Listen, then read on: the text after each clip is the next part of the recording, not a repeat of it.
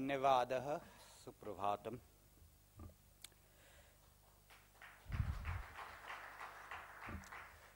ह्यः सायंकाले भवन्तः संस्कृतविषये श्रुतवन्तः स्वामीजी अपि अत्र अस्ति अहमिच्छामि आयतस्य सम्मेलनस्य कार्यक्रमः संस्कृतभाषायां भविष्यति कृपया एतस्मिन् विषये प्रयत्नं कुरुतः. However, we are not ready for that. We are not ready for that, so I go back to English. I have a limited amount of time to talk about the MSME sector. Before I talk about the MSME sector, Mr. Chairman, two minor corrections about the CV, which actually I was not asked about. I am no longer with the Indian Express Group, I am with the Economic Times, and I am no longer with the International Management Institute, I am only with the Center for Policy Research. So if there's any media help required, there's no way you're going to get it from the Indian Express Group. I live and work in Bharat, so therefore whatever I say will be with that experience. But I suspect that some of what I want to say will have general relevance. In the limited amount of time that I have at my disposal, I want to make some bulleted points. The first bulleted point I want to make is that we need to recognize the obvious, which is that the economy of Bharat today is still largely an informal and unorganized economy. It is in a process of transition, but is still largely an informal and unorganized economy. I will not attempt to define informal and unorganized, and there are distinctions that can be drawn between informal and unorganized, and informal and unorganized is certainly not illegal. Depending on what kind of definition you use, the share of the organized or the formal sector will be between 8% to 15%. The rest of it is informal, unorganized. And a large chunk of that is MSME, and MSME now in India means micro, small and medium enterprises. It is no longer about just industry, because the large chunk of it is about services. In Bharat, there's a piece of legislation now which goes back to the year 2006, which defines MSME not in terms of employment, but in terms of threshold levels of investment in plant and machinery. Partly because it's informal and unorganized, the sector isn't registered. The reason I'm saying this is you will find all kinds of figures floating around. You will find figures floating around that 40% of exports originates in this sector. You will find figures floating around that 45% of industrial output originates in this sector. All of these figures, ladies and gentlemen, are pure guesses. We simply do not know. Because a large chunk of this sector is not registered. And this is extremely interesting because the government of Bharat has a benign role to play in terms of various incentives that are offered to the MSME sector. And all of these incentives that are offered to the MSME sector are conditional on their getting registered. So if the incentives are conditional on their getting registered, the intriguing question to ask is why on earth are they not getting registered? And depending on the state, almost 90% is not registered. When one is asked, why don't you register? The answer is not that they don't know about registration.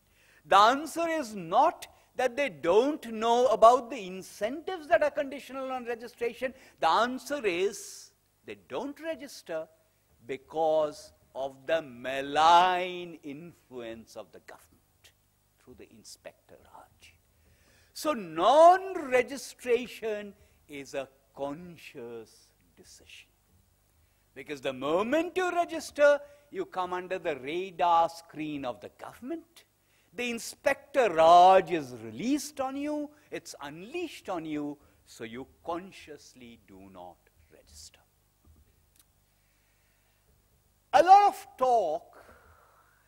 There has been a lot of talk about the state of Gujarat.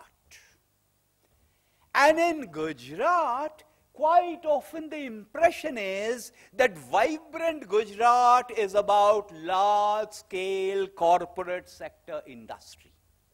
It isn't. A large part of the Gujarat story is about the MSME sector. A large part of the Gujarat story is about the increases in Gujarat of registration by the MSME sector. What is the point I'm making? The point I'm making is that malign influence, those compliance costs, those procedural costs, the Inspector Raj, these are very much a function of the state one is functioning in, and there are states where these costs have been visibly reduced. Since the 1990s, the MSME sector has been subjected to competition in various ways. Earlier, there used to be reservations for that sector. The reservations went away. Earlier, there used to be quantitative restrictions on imports for those sector. Those import restrictions went away. Tariff rates were reduced. There used to be a system of purchase and price preferences. Some of those preferences went away.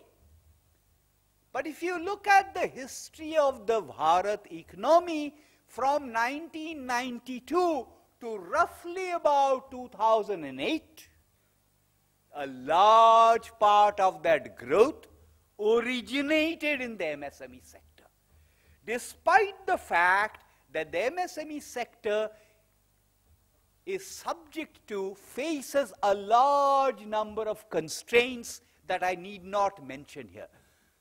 Those are constraints related to marketing, those are constraints related to credit, constraints related to insurance, constraints related to physical infrastructure, markets, technology, all of that, even skills.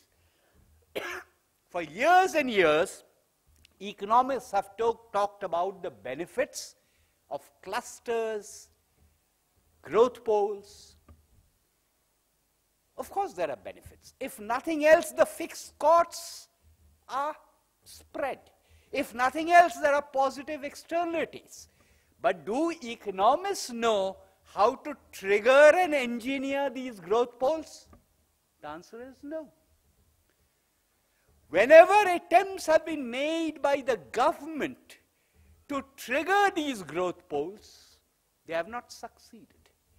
They have only succeeded when the growth poles have happened on their own and the government has stepped in to facilitate this. There has been a slowdown since 2007, and let me quickly mention that this slowdown has affected the MSME sector the most. People in India get very emotional about farmer suicides. In Bharat, there are roughly about 150,000 suicides a year. The number of farmers who commit suicides is about 15,000.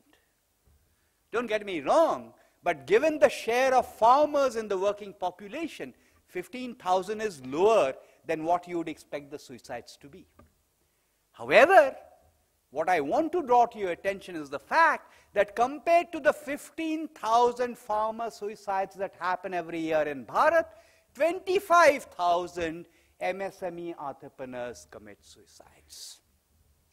And one of the reasons for this is today, despite debate, despite it being in the discourse, there is still no satisfactory exit provision for the MSME sector.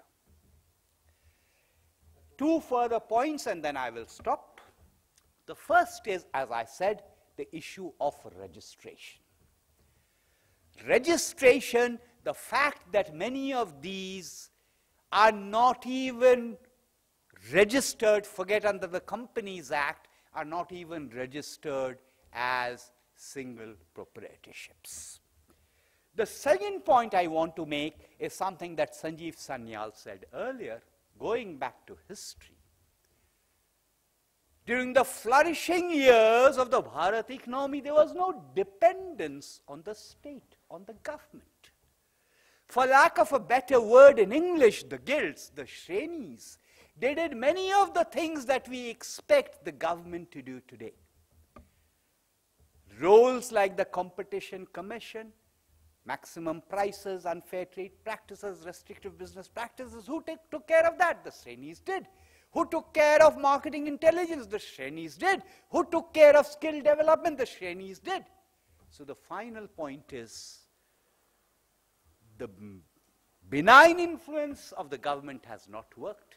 We don't want it because the benign becomes the malign, and the greater we get rid of that government intervention, the better it will be for the MSME sector. Finally, Mr. Chairman, one Sanskrit shloka. Amantram aksharam nasti, nasti mulam anaushadham. Ajaggaha purushaha nasti, jojakaha api sudurlabha. There is no akshara that cannot be a mantra. There is no root that cannot be a medicine. There is no person who is incapable. It is an organizer who is rare. India, Bharat has plenty of entrepreneurship. There is plenty of entrepreneurship in the MSME sector in Bharat, much more probably than in the corporate sector. What one needs to do is to have an organizational structure, and ladies and gentlemen, that is not the government which enables this to flourish on the basis of the networks and the positive externalities. Dhanyavada.